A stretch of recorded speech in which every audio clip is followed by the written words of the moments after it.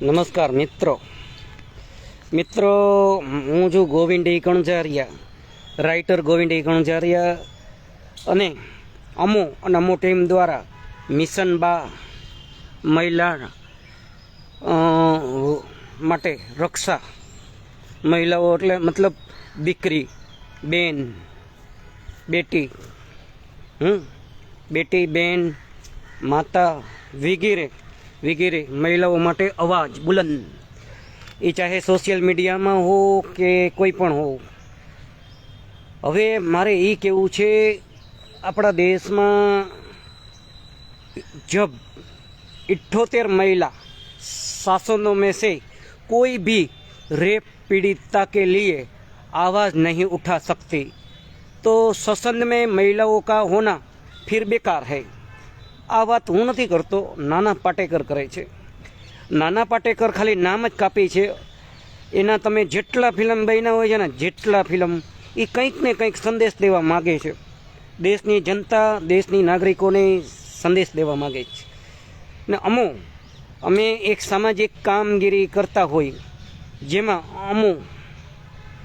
ભણતા હોય અને ભણતા દરમિયાન એક નિર્ભયા કાંડ થયું હતું. એ દરમિયાન મનમાં એમ થતું હતું કે અત્યારે તો ભણતર છે, યુવાની છે, અને મહિલાઓ માટે અમે અવાજ ઉઠાવતા હોય છીએ. અને ખાલી બોલીને વહી નથી જતા. ના ભરોસો હોય તો અહીંયા અમુક બહેનોને પૂછવું કે ખંભાળિયાવાળા સત્વારા સેના એજ્યુકેશન એન્ડ ચેરિટેબલ ટ્રસ્ટ, તેમજ સત્ય સેના સમાચાર, તેમજ ગોવિંદ ઇલેક્ટ્રોનિક્સવાળા ગવર્મેન્ટ એપ્રૂવ, બરાબર. અમે કહેવા માગીએ છીએ, માતા, બહેનો, દીકરીઓ, અમે ભલે પુરુષની અંદર જન્મ્યા, અમે તમારી વેદના સમજી શકીએ છીએ.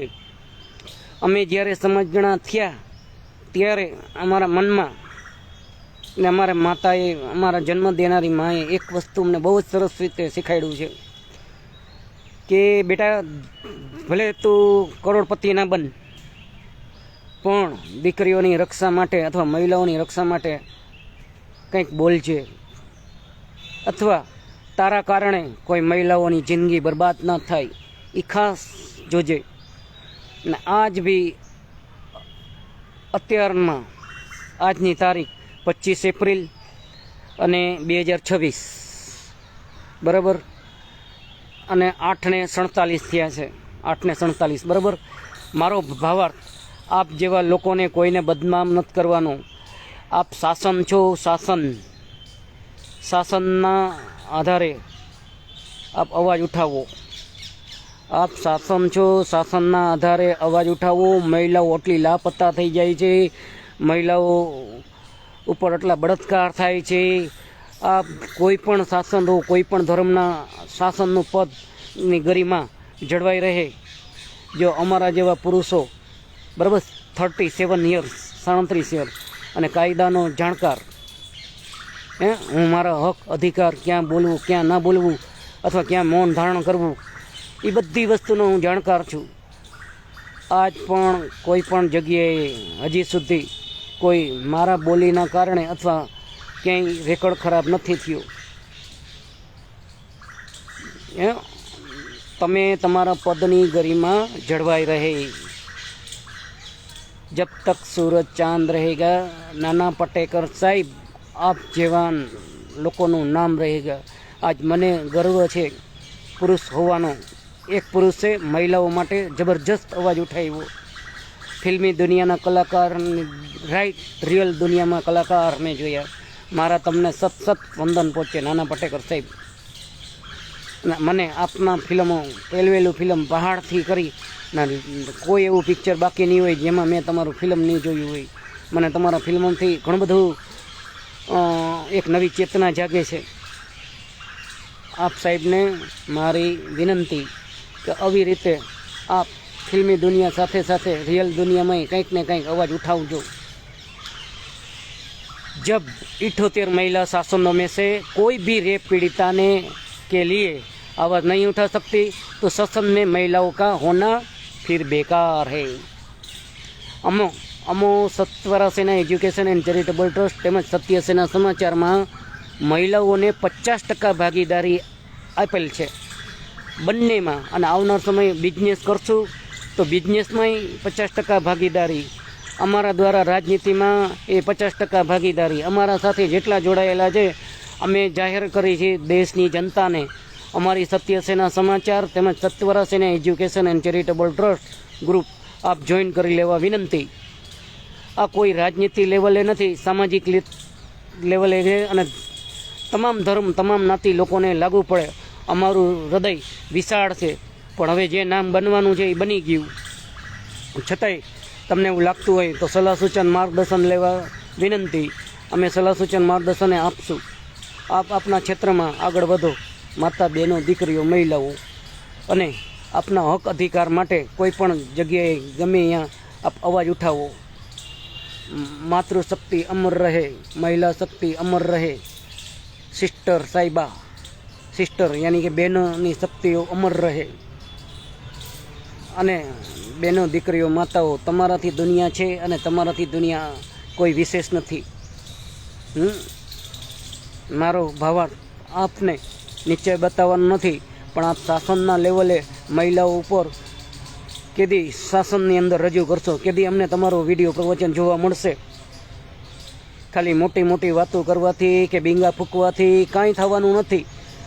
ક્યાં તમે અવાજ નથી ઉઠાવતા? શા માટે નથી ઉઠાવતા? તમને કોણનું દબાણ છે? તમે જે દેશની જનતાના મતથી ચૂંટાયેલા છો અને જો એ દેશની જનતા માટે તમે અવાજ નહીં ઉઠાવો અને ખોટે ખોટા ધર્મના કે ખોટે ખોટા નાતીના બણગા ના ફૂંકો. અમારી વિનંતી છે. અમારે ધર્મ છે ને એ અમારો પર્સનલ મેટર છે, નાતી અમારી પર્સનલ મેટર છે.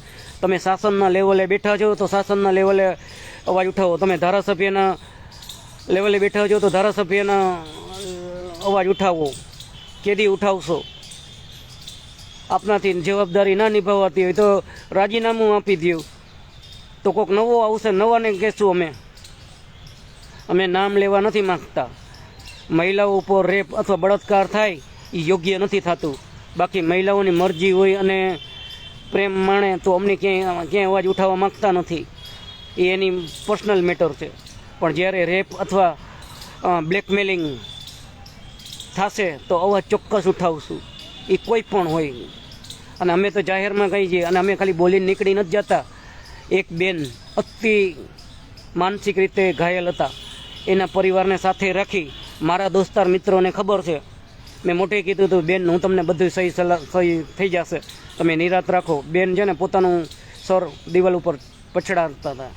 એ દરમિયાન જ્યારે મને જાણકારી મળી, મારા મિત્ર સાથે રાખી, એના પરિવારને સાથે રાખી સલાહ સૂચન માર્ગદર્શન આપી અને જેટલા દિવસ માંગ્યા હતા એટલા દિવસની અંદર એના પતિની ઓકાત અથવા એની અસલિયત બતાવી હતી.